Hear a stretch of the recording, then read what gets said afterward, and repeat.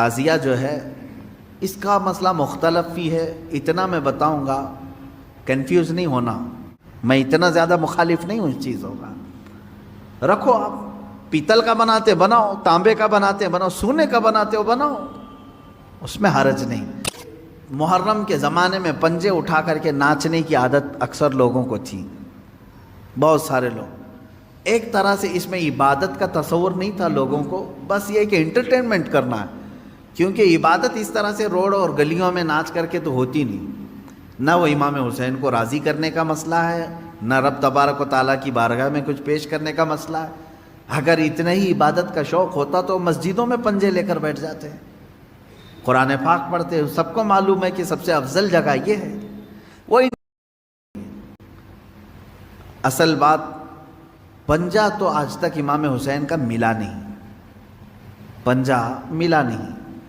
حضرت عباس علمبردار کے پنجے کٹے تھے، یہ سنا ہے، روایات بھی، لیکن اس کی شبیہ، اس سے ملتی جلتی تصویر کچھ ملی نہیں۔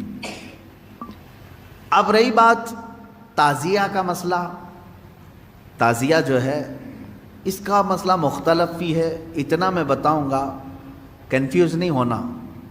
تعزیہ کو شرائط کے ساتھ اگر بٹھایا جائے تو جائز ہے، لیکن وہ شرائط پورے کرتے نہیں لوگ، اور ہم نے اگر اتنا ہی شوشہ کھول دیا تو بڑے بڑے دروازے لوگ کھول دیں گے۔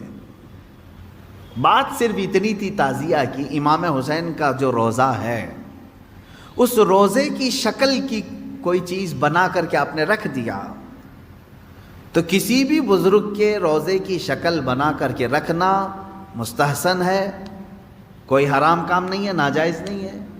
جیسے ہم گنبد خضرا بناتے ہیں، خانہ کعبہ بناتے ہیں، ہوتا ہے گنبد خضرا جہاں ہوگا ہم تعظیم کے ساتھ دیکھتے ہیں، لیکن اس کے ساتھ اگر ایسے معاملات ہوں کہ اس کو لے کر کے سڑکوں پہ ہم گھومیں گے، ناچیں گے، اور پھر اس پر چڑھاوے کریں گے، پھر اس کے ساتھ اپنے عقیدے جوڑ لیں گے، تو یہاں سے شیطان پھر گمراہ کرنا شروع کرتا ہے۔